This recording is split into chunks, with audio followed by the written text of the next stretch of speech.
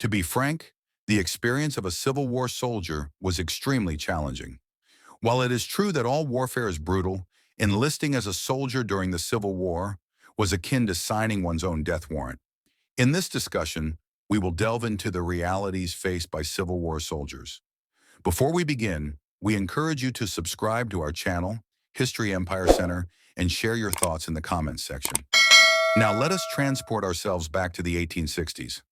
Among the 2.7 million soldiers who participated in the Civil War, which included over 237 significant battles, along with numerous smaller yet violent skirmishes, not all were robust, bearded men with families and slaves awaiting their return.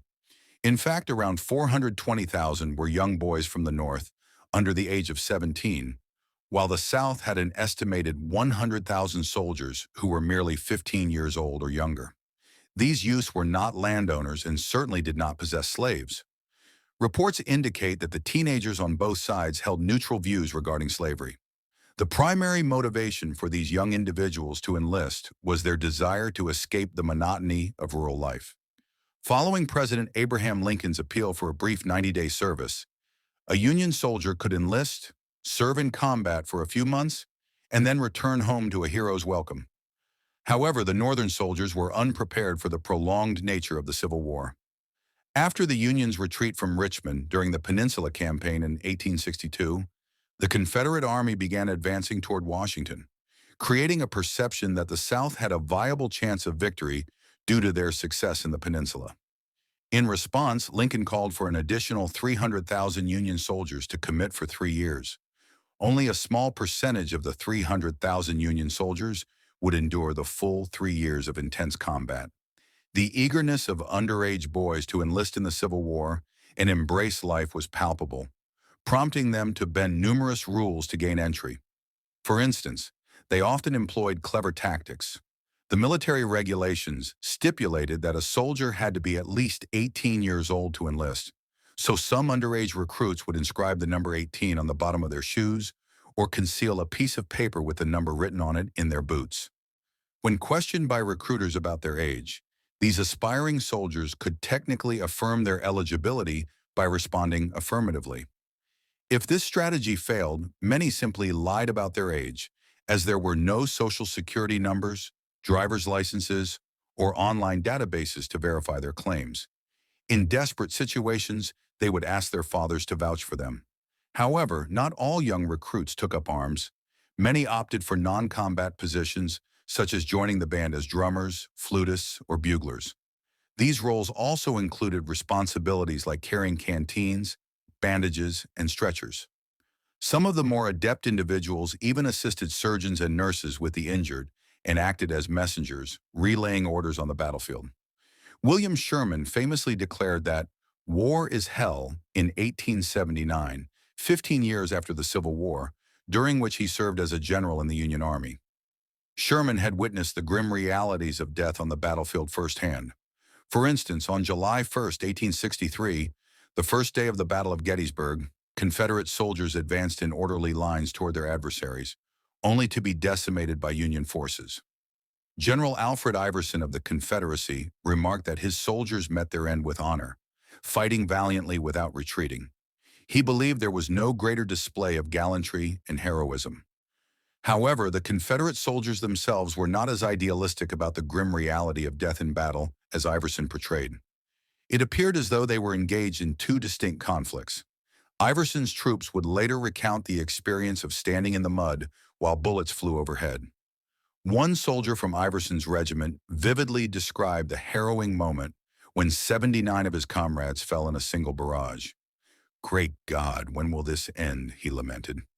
According to Hardy's book on rifle and light infantry tactics, soldiers from both the North and South were expected to be adequately provisioned with the following supplies: pork, bread, beef, vegetables, potatoes, peas, hominy, roasted coffee beans, and sugar. Regrettably, both factions faced significant challenges in providing these essential items to their troops, with the Confederates suffering far more than the Union forces.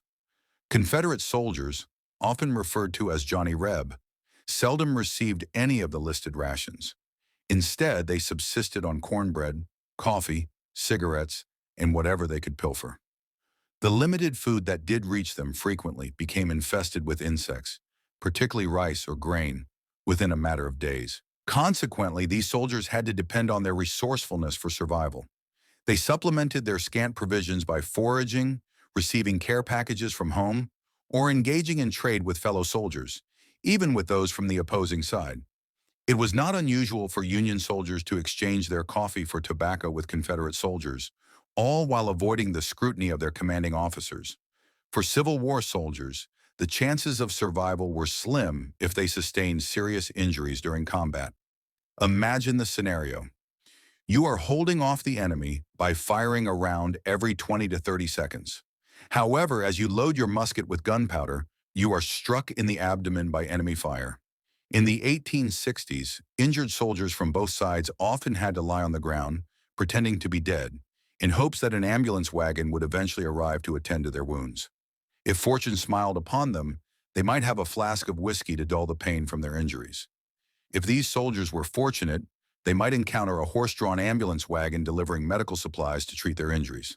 However, if an ambulance wagon could not reach a wounded soldier on the battlefield, their chances of survival were slim. There is no need to soften the reality. Being shot by an enemy wielding a Springfield Model 1861 musket was dire.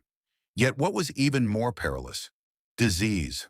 The unfortunate truth is that a gunshot wound might have allowed for survival, but contracting an illness, catching a disease, or developing an infection during what has been termed the bloodiest war in American history often meant certain death.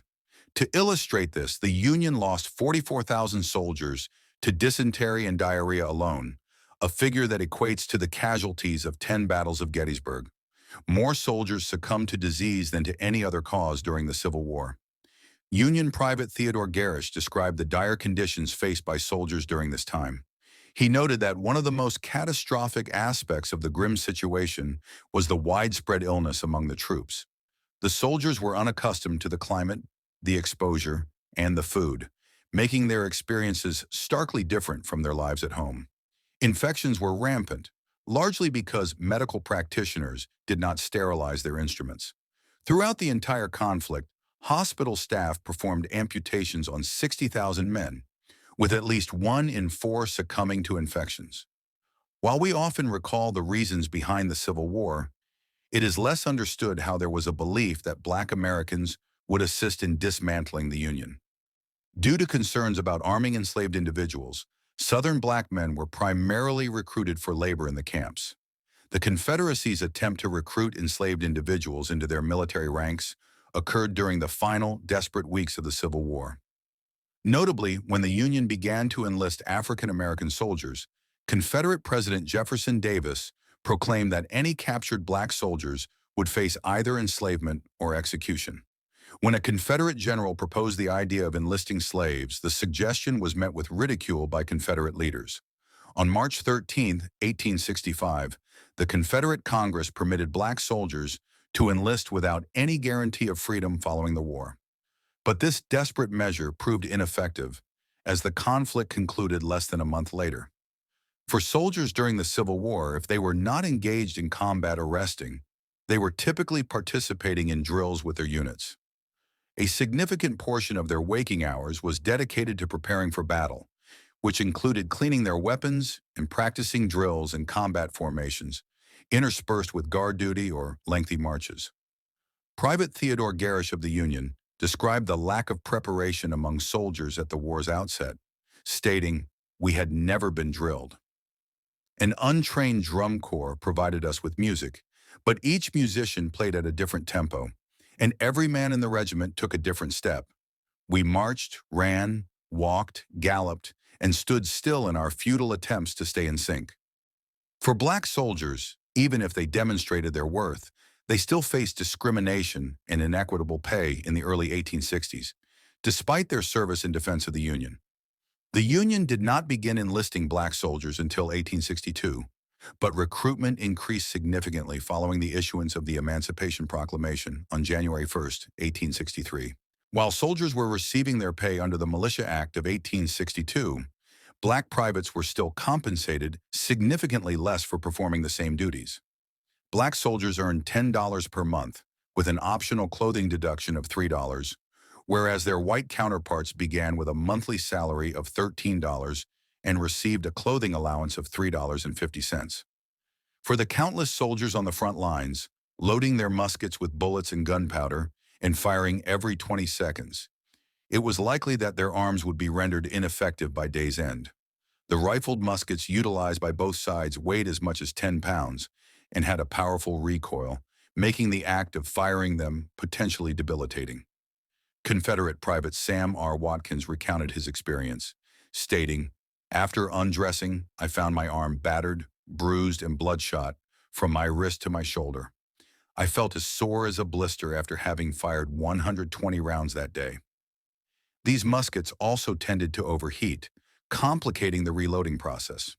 Watkins noted, "My arm became so hot that the powder would often ignite before I could properly load the ball, forcing me to swap my arm with that of a fallen comrade." Additionally, when soldiers were not engaged in combat, resting, or cleaning their rifles, they devoted time to reading and writing. It was crucial for them to absorb as much information as possible and to correspond with their loved ones frequently. The soldiers found it challenging to convey the brutal realities of war in their letters home. Many felt that their experiences were beyond the comprehension of civilians, yet some made the attempt. Union Captain Charles Carroll Morey vividly described one encounter. "Shortly after we arrived, we began firing. Just after I had aimed at a Confederate soldier, I turned to reload and noticed another soldier aiming at me from across the way. I can confidently state that my legs seemed to shorten remarkably quickly, or perhaps there was a joint in them. In other words, I ducked just in time to hear a bullet whiz past my head. Once I realized the immediate threat had subsided, I stood up and completed the loading process." Morey expressed his gratitude for surviving, writing, "I am at a loss for words, but I must give thanks to God for His mercy in preserving my life, while so many of our courageous comrades have succumbed to the enemy's fire." What are your thoughts? Would you choose to be a soldier during the Civil War? Please share your opinions in the comments section below. Be sure to explore our channel for more videos like this.